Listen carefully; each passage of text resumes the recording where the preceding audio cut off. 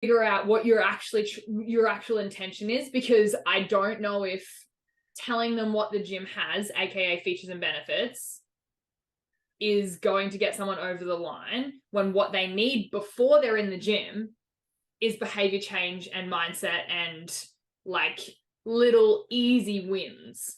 Yep. Yeah, that so makes sense.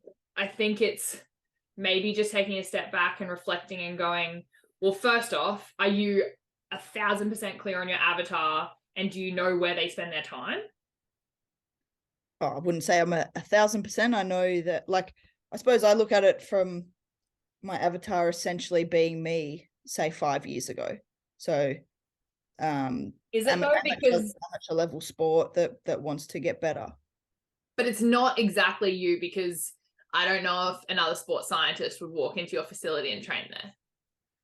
Yeah, sure.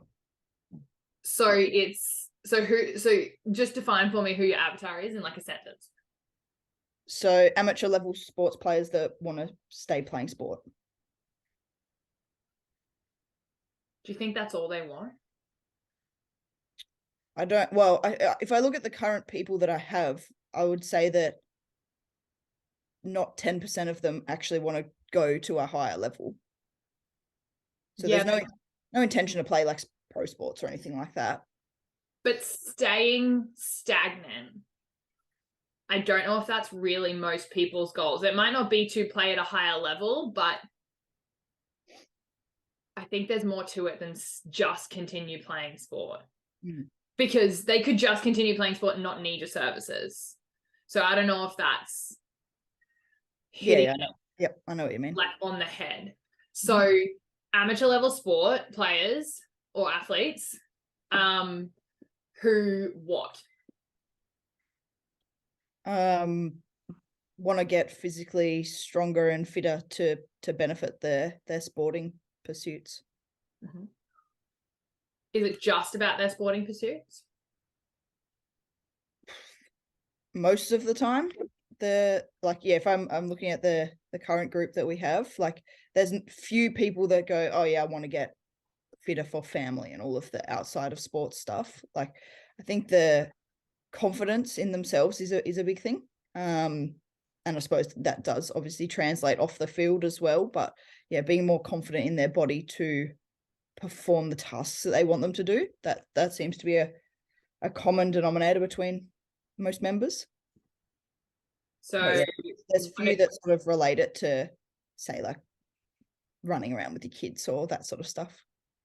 So would it more so be amateur level athletes who want to build confidence in their bodies to perform in sport and in life? Yeah. Yep. I think that needs to be really, really clear for you. And if that doesn't feel right, then sit with it for a little bit. But there's no point jumping into email marketing or Instagram or whatever until we're clear on that, because everything you do needs to link back to what those people are going through and how we help them. Yep. Does that feel right to you? Amateur level athletes who want to build confidence in their bodies to perform in sport and in life. Yeah, it does. Like I'll probably sit on it for a little bit and tweak it, but yeah, that's the gist of it.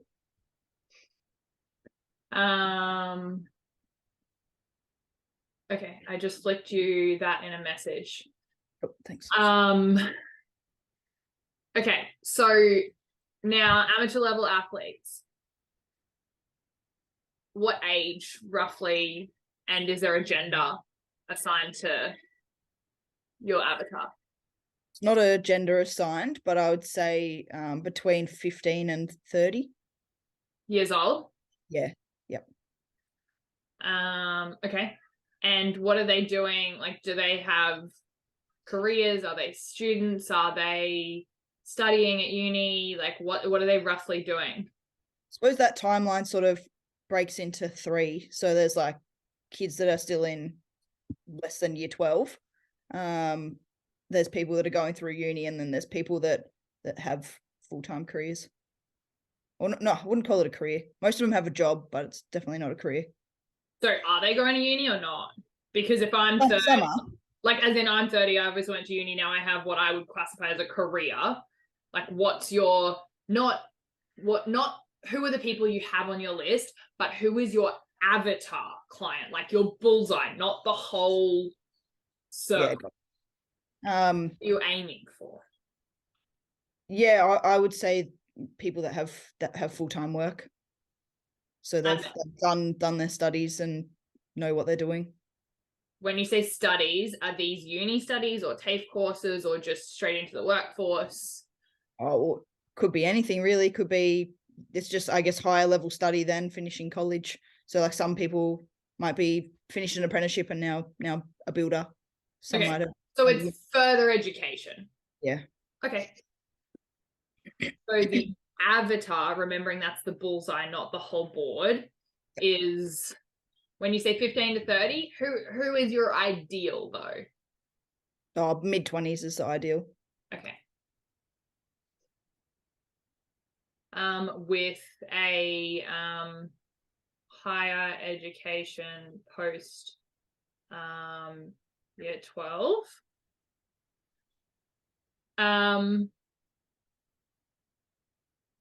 And so I think it's important to articulate, what do they value? Do they value education, or is it more community, or it like, because education can come in lots of different forms. It can come in the form of behavior change or shifting their mindset. It can come in the form of articulating testing and metrics and data. It can come in the form of the community that you create. What does provide education look like for these mid-20-year-old amateur athletes? Like the why behind what they're doing.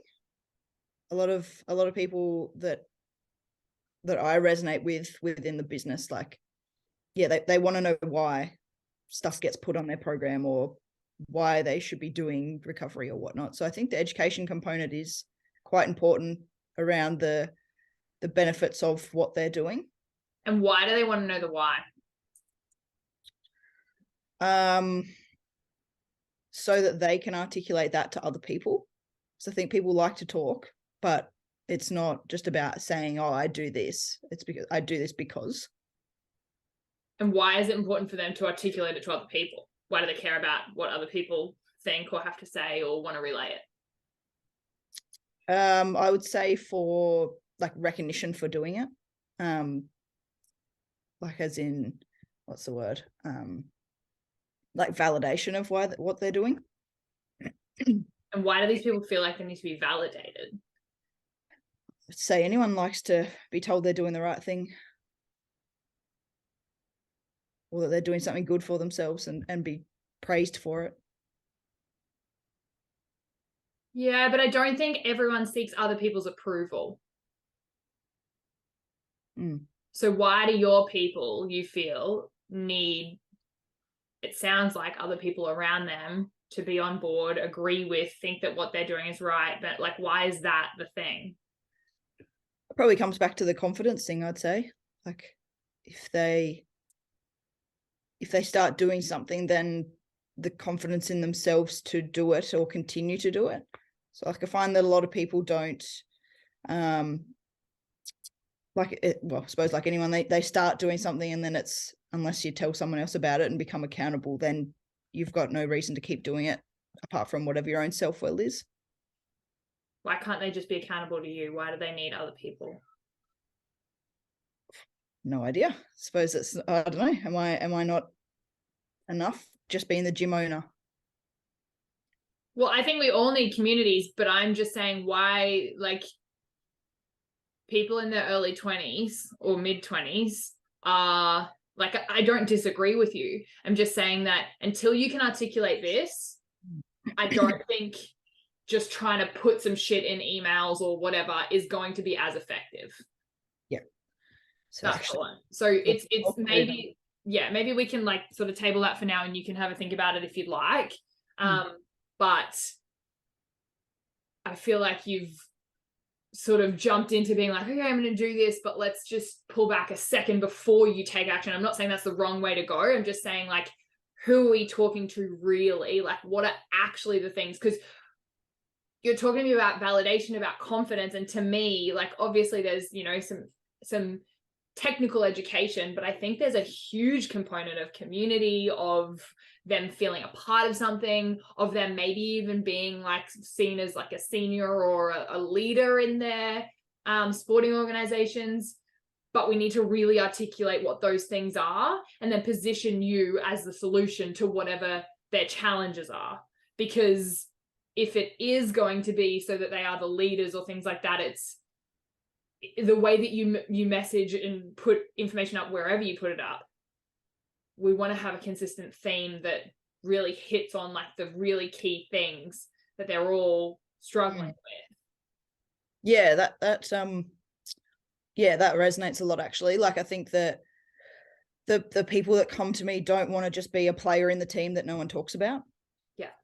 They want to be the one that does something on the day that makes people go, oh, geez, you know, they've got better or they've done this. And that's probably more what maybe that validation, but it's indirect. It's people talking positive things about them, not necessarily to them. Yeah.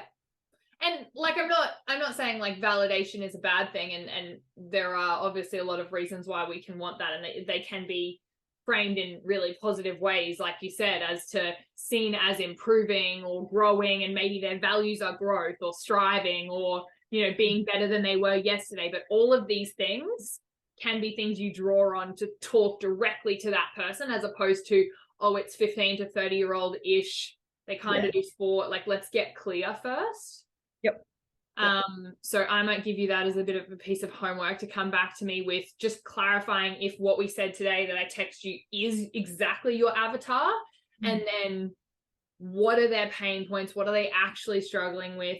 You may even want to go back through the avatar, like deep why section of the course content, and just create a new column and just go again, and really dive into that, because that becomes your email marketing, Instagram post, wherever you want to put it. I think that's probably, it's probably a good shout to do that again, because 6 months ago or whatever it was, like, I suppose because of the position the business was in, like, I'd almost just take any client that come. Whereas now it's sort of like, all right, I can be a bit more fussy and go like, you know, you fit, you don't, sort of thing. But even so, you can still have your bullseye and not hit directly every time. Yeah, definitely. So even if you're still taking on a broader spectrum of people, obviously you're not going to take on 85-year-olds who are just trying to get out of their chair, because that's really off brand and that's going to mess with your culture. But you can, like, you don't have to say no to anyone who's not on the bullseye. They just have to be on the board. Yeah, definitely. I think, there's a couple people that I've got like that. Like, I've got like 2 young cheerleaders in their teens, but their mum joined with them. Like, she's not sporty in the slightest, but it was about her being a role model for her kids to be there, and she sort of saw the whole process, I suppose, which was good. Yeah. And as long as she's striving for more or for better, or she wants to build confidence in her life and the strength that, like, it's still on brand. Yeah. But just finding that common thread and what you want the common thread to be, because you could tomorrow be like, fuck it, we're females only, if you wanted to, and sort of like, you know, kind of like how AA was like, fuck it, we're athletes only. Like, you can do that, and I mean, it's probably not the time in the business to do that, but we just sort of slowly start to niche it down a little bit more. Yeah, for sure. No, that's good.